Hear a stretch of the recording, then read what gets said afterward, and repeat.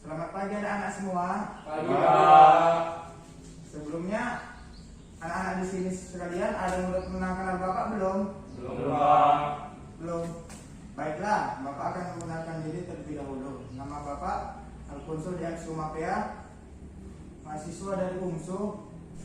Jadi tujuan Bapak di sini ingin memberikan layanan informasi tentang cara mengikuti ujian sekolah. Sebelumnya anak-anak di sini ada yang udah pernah mengikuti atau guru di sini udah pernah melakukan layanan informasi? Belum, Pak. Oh, belum. Berarti yang pertama ini ya. Baiklah. Akan kita mulai. Tapi sebelum kita mulai, kita berdoa terlebih dahulu menurut agama dan kepercayaan masing-masing. Doa dimulai.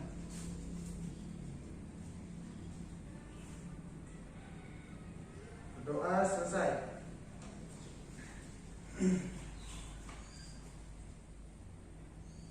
Jadi materi layanan pada pagi hari ini ialah cara mengikuti ujian sekolah.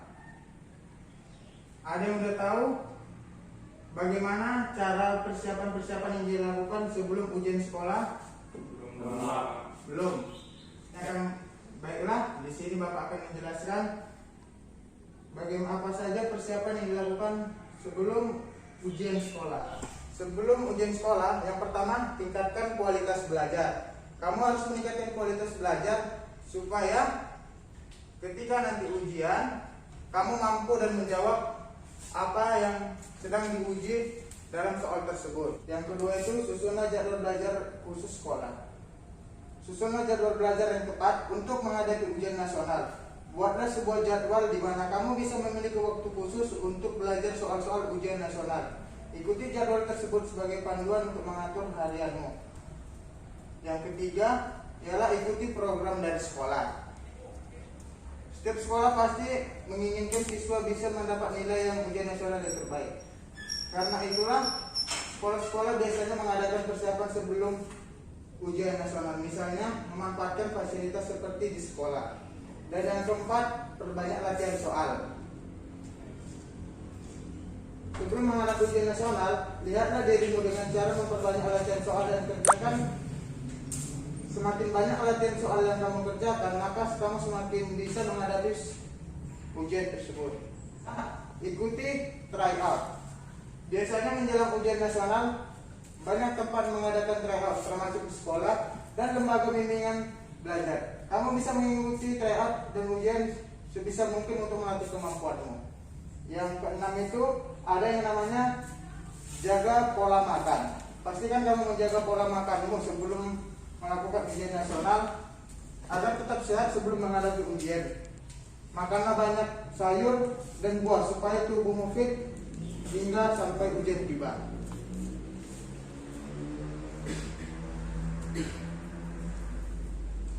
7. Istirahat yang cukup. Mungkin harus 7. Latihan yang cukup. Meskipun harus giat belajar, kamu harus tetap beristirahat yang cukup. Hindari begadang terlalu malam dan tidurlah di tempat waktu supaya tetap fit saat ujian. Dan yang ke-8, mohon doa restu dari orang tua. Yakinlah bahwa jika kamu lulus, maka orang tua kita akan senang dan bangga. Jadikanlah perjuanganmu menghadapi ujian sebagai ajang untuk mempersembahkan hal terbaik kepada kedua orang tua.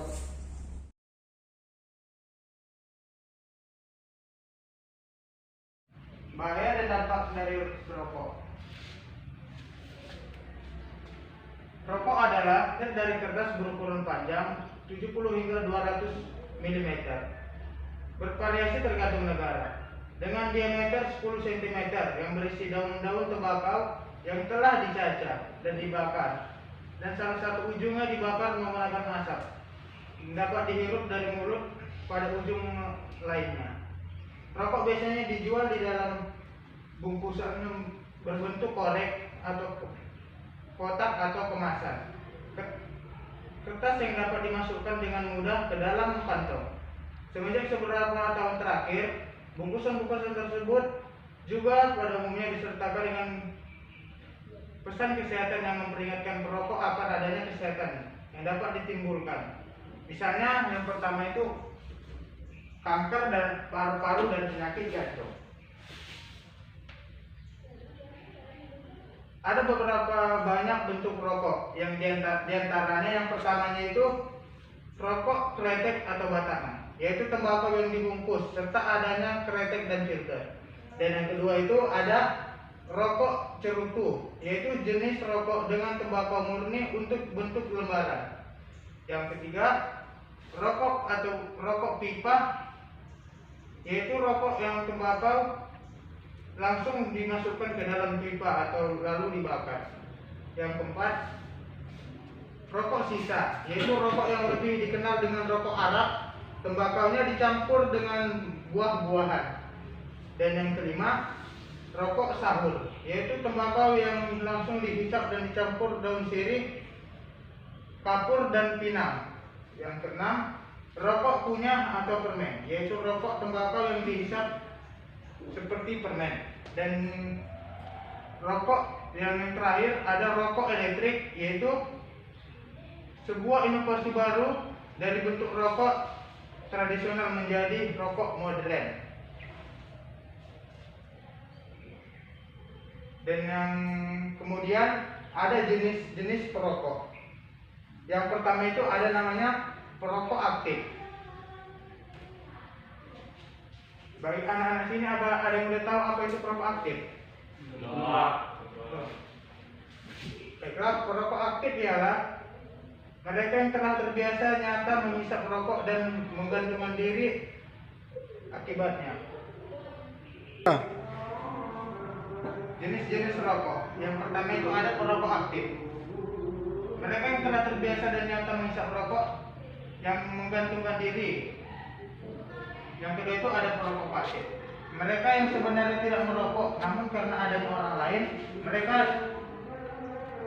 yang merokok di dekatnya, maka itu terpaksa harus ikuti menghisap asap rokok dengan segala akibatnya. Dampak bagi perokok pasif. Yang pertama itu dampaknya ialah anemia, yaitu nyeri di dada akibat penyempitan pembuluh darah dan jantung. Dan yang kedua itu ada yang namanya asma atau mengalami kesulitan bernapas.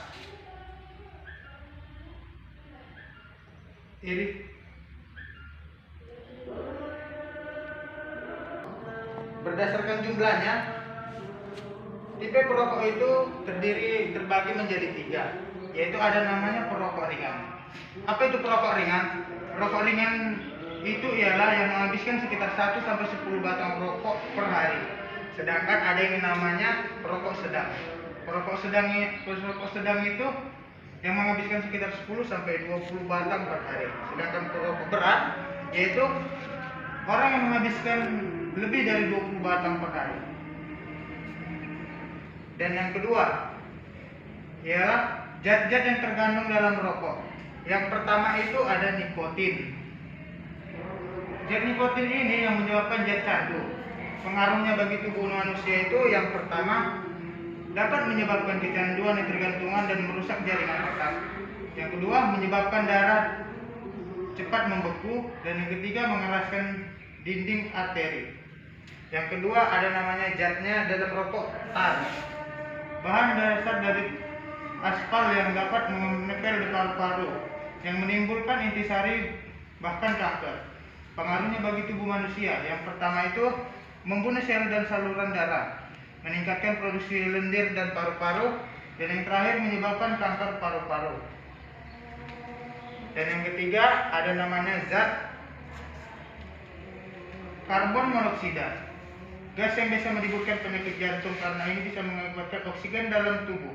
Pengaruhnya bagi tubuh manusia, yang pertama mengotori saluran udara dalam paru-paru, yang kedua menyebabkan batuk,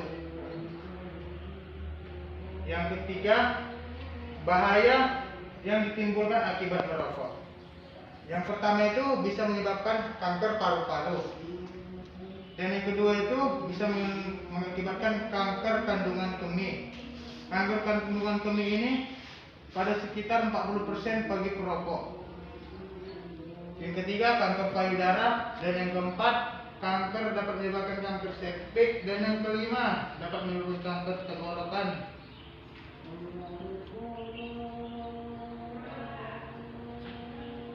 Dan kanker pencernaan. Kanker pencernaan. Baiklah, itulah hasil materi yang dapat Bapak berikan pada pagi hari ini. Jika ada Anda yang bertanya, silakan.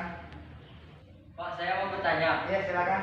Bagaimana cara kita menghilangkan rasa kecanduan kita terhadap rokok, Pak? Saya akan menjawab pertanyaan dari Anda tadi. Yang pertama itu caranya, pertama mengurangi porsinya perlahan demi perlahan agar supaya bisa hilang. Dan kedua itu caranya mengikuti kegiatan positif. Seperti kegiatan positifnya, contohnya itu untuk mengikuti kegiatan keagamaan, olahraga bersama teman. Yang penting kegiatan positif lah agar kita lupa tentang merokok itu. Apakah Anda sudah paham? Sudah, Pak.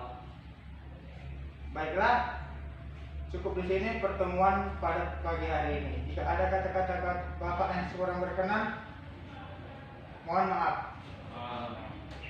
Selamat pagi. Pagi, Pak.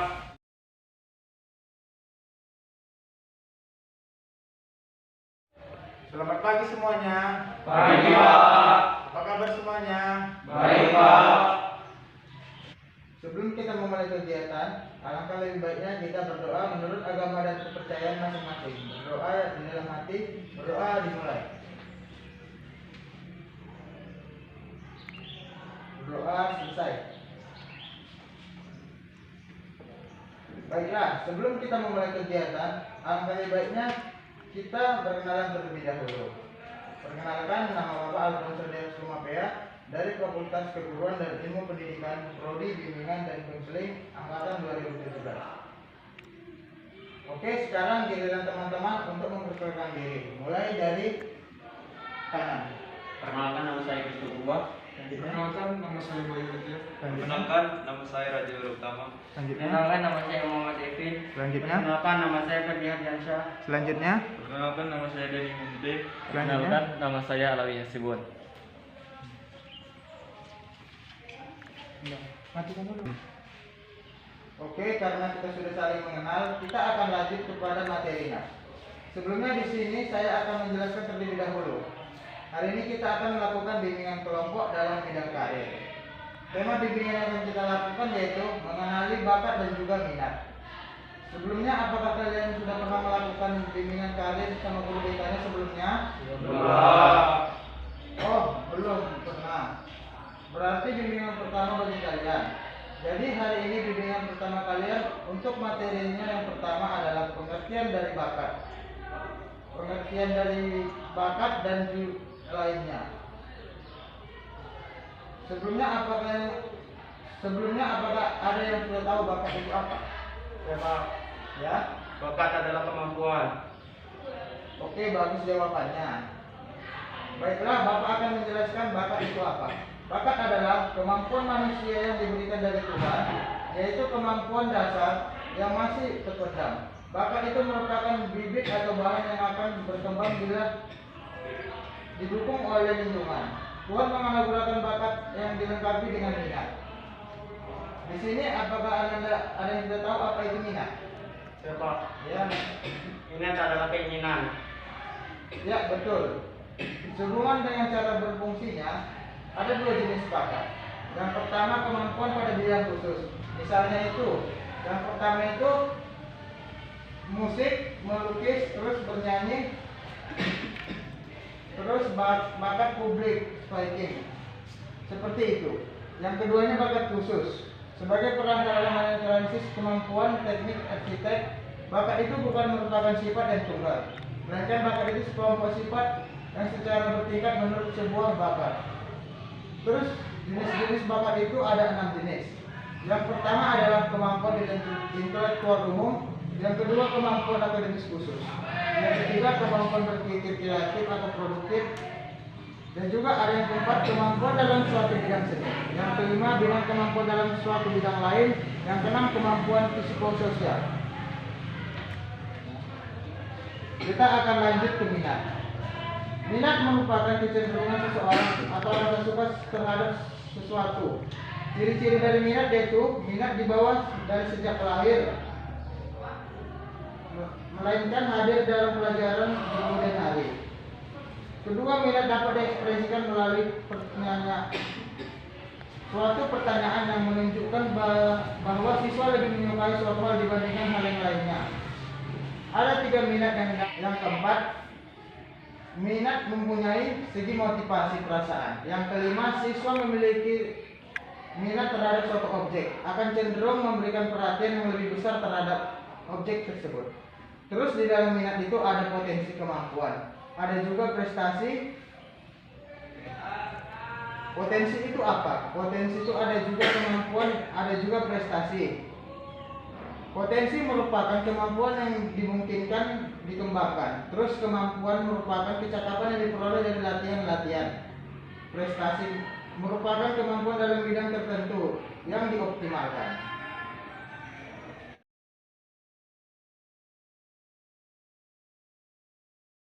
Ya, Pak Haji.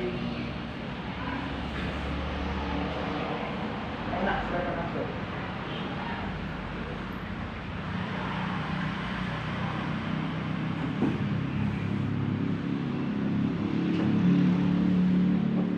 Nama Ananda siapa dan sebelumnya Ananda sudah pernah masuk ke ruangan BK belum? Nama saya Christopher Pak. Saya belum pernah masuk ke ruang BK Pak. Oh, belum. Jadi begini Pak, saya mau menceritakan masalah saya. Cuman saya takut Pak. Anda tidak perlu takut untuk menceritakan masalahnya, karena di dalam bimbingan konseling ini ada namanya asas kerahasiaan. Jadi ketika Anda menceritakan masalah atau rahasianya, hanya saya dan Anda saja yang mengetahui, dan tidak ada orang yang mengetahuinya. Dan yang kedua ada namanya asas keterbukaan. Jadi untuk menyelesaikan masalah Ananda harus terbuka dalam menceritakan masalahnya, dan tidak ada yang harus ditutupi. Baiklah, apakah Anda sudah mengerti? Baiklah Pak, sekarang saya sudah yakin untuk menceritakan kepada Bapak. Silakanlah Anda menceritakan masalahnya. Begini Pak, saya akhir-akhir ini sering terlambat sekolah karena saya sering begadang.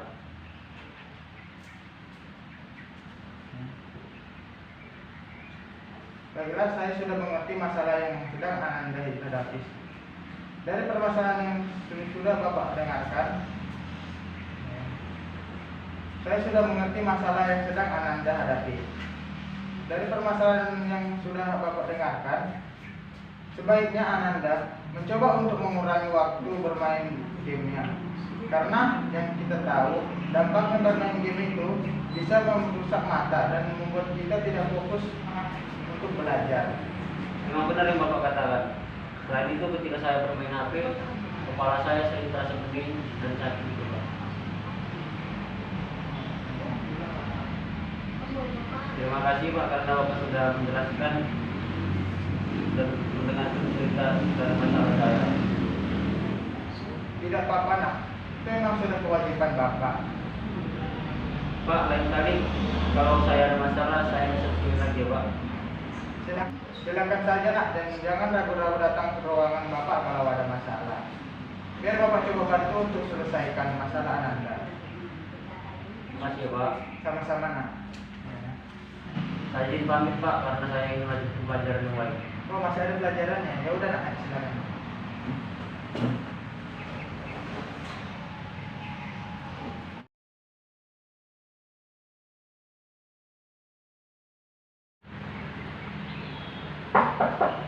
Ya, selamat pagi Pak. Pagi. Ya nak, silakan masuk. Silakan duduk.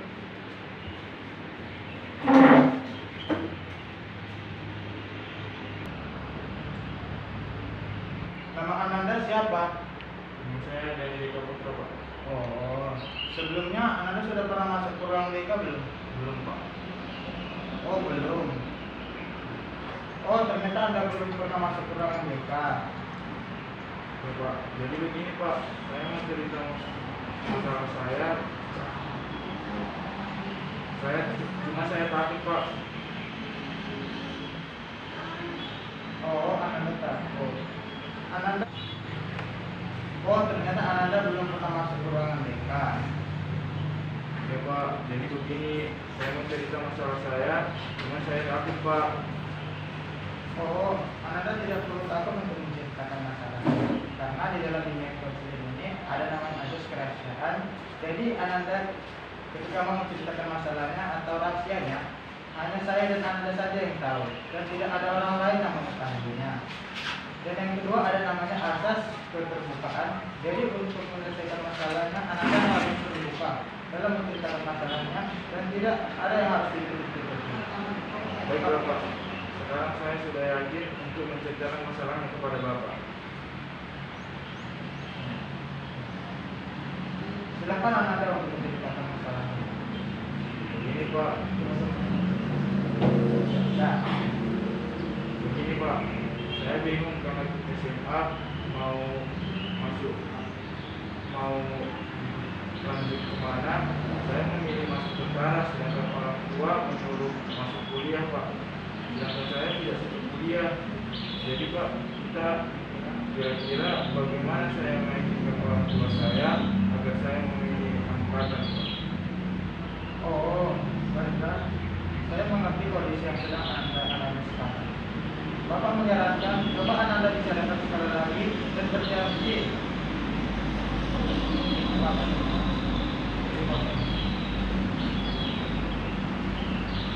Saya mengerti kondisi yang sedang Anda alami sekarang. Bapak menyarankan, coba Anda bicarakan sekali lagi dan berjanji bahwa cita-cita yang kamu pilih adalah hal yang terbaik buat kamu. Dan tunjukkan latihanmu kepada orang tua yang lebih sungguh-sungguh supaya orang tuamu lebih percaya. Baiklah, Pak.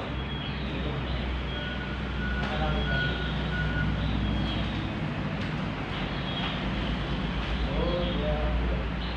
Baiklah, Pak. Akan saya coba bicara sekali lagi sama orang tua saya. Terima kasih, Pak, karena sudah mau mendengar curhat dari saya.